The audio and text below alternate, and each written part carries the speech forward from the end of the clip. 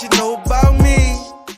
So where did the idea, right? Because you went from entertainment, where you're mostly doing like events, you're mostly, the music, it's entertainment. Like, how did it transition to sports, and how does one go about creating the funding group or buying into a major sports team? What is that process like, brother? So, so from an entrepreneurial perspective, I read something which I stuck with the whole of the time I was at Viacom, and that was I work for myself at BT. I work for myself at Viacom.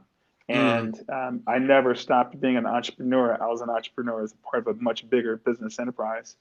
Mm. So when things came up, like being able to buy into the ownership group of the baseball team, one, you have to be prepared to have savings to be able to have money to do investments. That's a core piece, and I can't challenge people enough to save money. So when opportunities come up, if you're not prepared, it doesn't really mean a whole lot. Yeah. So the preparedness part is a critical piece to it, of like actually having money that you have to invest in opportunities.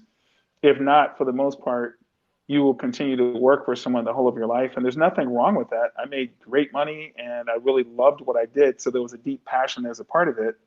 But my achievements were achievements at BT and at Viacom, of which there were many. So, like relaunching the Soul Train brand, produced the Source Awards for 2 years, Yeah. produced the Billboard BET Jazz Awards, and phenomenal opportunities, produced the BET Experience, which was the live festival which led into the BET Awards.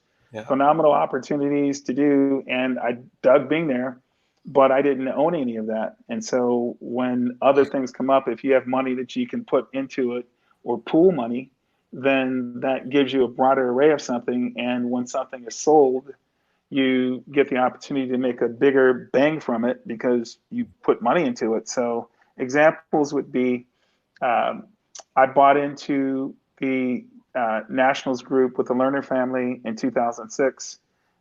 We paid $450 million for the team at the time. The team is now for sale at $2.5 billion, Ooh. 16 years later. The Washington Spirit, which we participated in over the last 2 years, bought into the ownership group at $7 million. The team sold for $35 million. And so as a partner in those, you get a return on that commensurate to your investment into the project. So it's something I valued. Once I did it once, I knew I wanted to do it again. I knew I wanted to do it again. And relationships are everything. So my dentist, Dr. Ronnie Rosenberg, introduced me to the Lerner family because he Wow. did their teeth. And that was my first introduction. And What? once doors open in that regard, you will find, much like I told you about the festivals, on how we grew relationships and produced more festivals. It's the same thing for business opportunities when they come to you. One comes, I guarantee you invariably, if you do a good job at that one, another one will come. And if you're once again in a financial position to make additional investments, then you'll be able to share in more and like continue to build profit and continue to build wealth. Man, that's amazing, man.